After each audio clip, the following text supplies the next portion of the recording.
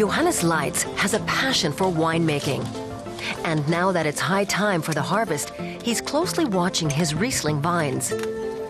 Leitz took over the family winemaking business in 1985 and has playfully been fine-tuning the product ever since. Part of the fun is being able to say, let's try this, or go with that color, or another one. Then to find out who had the better idea. And there's always a lot of luck involved. Leitz started out with 3 hectares of vineyards. Today he runs 40. He owns 10 sites on the Rüdesheimer Berg in Rheingau, one of Germany's best wine regions. The slopes around the Ehrenfels Castle ruins also belong to Leitz. Wine has been made here since the 13th century. The hill has a tough 60-degree slope and faces due south. This terroir is the source of his greatest wines. The soil is what distinguishes Rüdesheimer Berg wines, whether it's quartzite or slate. In this case, here in Berghoseneck, it's quartzite.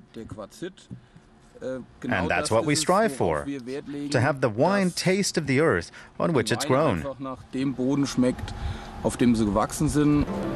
The grapes on the steep slopes are hand-picked. For his constant attention to the quality of his wines, Johannes Leitz was named 2011's Winemaker of the Year by the Gault-Millau Wine Guide to Germany. I don't know what's next, but I can say that I'm not going to let up. On the contrary, this is a motivation to keep your status. But honestly, when I started out in 1985, I would never have dreamed that it would turn out this well. This is Johannes Leitz's winery. His grandfather rebuilt the destroyed building after World War II. Leitz produces only Rieslings, whether dry, fruity, or sweet. His international breakthrough came with his 1990 vintage. Ever since, the name Leitz has become synonymous with great wine, and many of its products have won awards. Johannes Leitz has preserved one piece of the chateau's history in this cellar with its 60-year-old wooden casks. This is where the very best wines from the steep slopes are aged. His mother kept the winemaking business going with proceeds from a flower shop. Her husband died early when Johannes was only 14 months old. I had to take over the business because my mother sacrificed so much for it. But it took about 4 or 5 years before I started loving the work. It was great, meeting truly kind, private customers who sort of introduced me to the wider world of winemaking, of good food and travel. So the actual love was a long time in coming, but perhaps I feel more of it now as a result. The first grapes of the 2011 vintage are pressed. It's a high point for a man who's learned to love his work. It's a beautiful sight.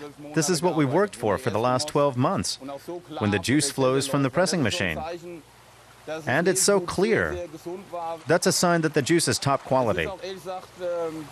It's a sound I had as my ringtone for some time, because it's the most beautiful melody I know.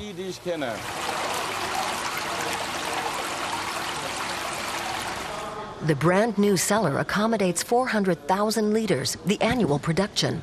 At the start, back in 1985, I actually wanted to stay small. My maximum goal was 7 hectares, but it reached a point where the cellar was always empty, and acquiring new vineyards was relatively simple. In 1985, no one in Germany wanted his Riesling, so he concentrated on exports, and that paid off. Today, 85% of his product is shipped abroad to the US, Norway, Sweden, and the UK at up to 40 euros a bottle. One day he's inspecting the vineyard, another he's presenting his wines in a big city overseas. That's life for Johannes Leitz, Germany's 2011 Winemaker of the Year.